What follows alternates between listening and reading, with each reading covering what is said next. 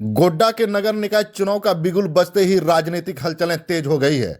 आज गोड्डा समरनालय परिसर में उस वक्त गामागामी बढ़ गई जब जाने माने समाजसेवी कमरान ने अपने समर्थकों के साथ अध्यक्ष पद के लिए नामांकन पर्चा दाखिल किया।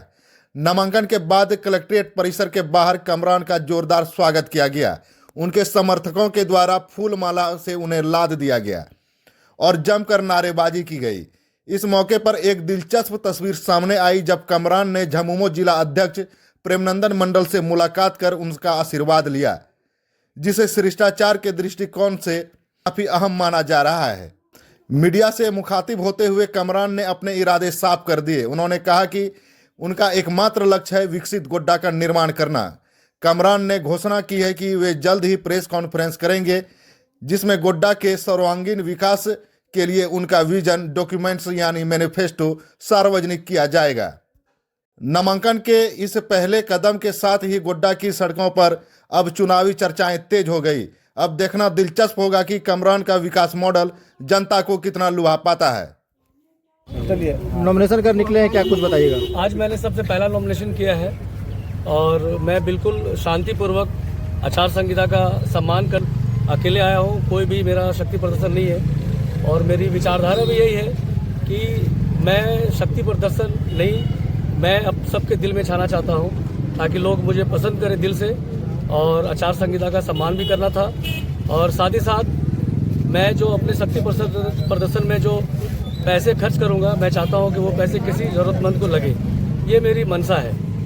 और मैं कुछ बातें बताना चाहता हूँ कि कुछ लोग कहते हैं कि मैं राजनीति में नया आया हूँ, नया लड़का हूँ।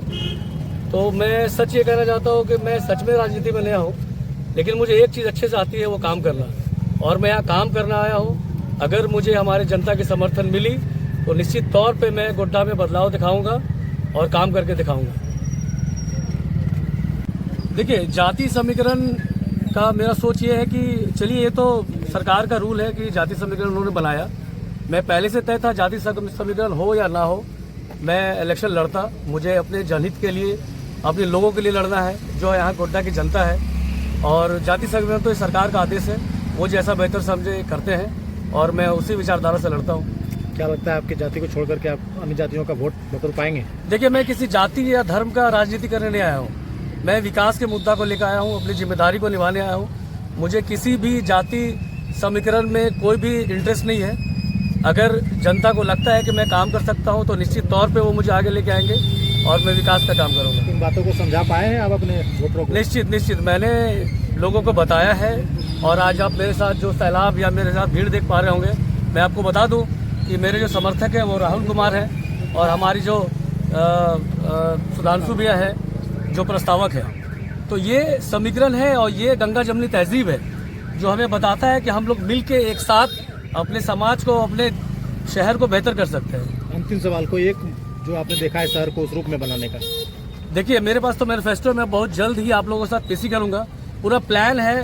कोई एक अभी आप बता दें। जैसा कि आपने कहा कि राजनीति में आप नए तो नया क्या सोचे हैं फिर आप? देखिए, राजनीति में मैं राजनीति की बात नहीं करूंगा। मैं गोड्डा का बेटा हूं। मैं गोड्डा के लिए सोचता हूं कि गोड्डा में काम क्या होना है। मेरी प्राथमिकता है, जो टॉप प्रायोरिटी है, नाला सफाई, सड़क, रोशनी है, जो जरूरी है, ये मिलना ही मिलना है।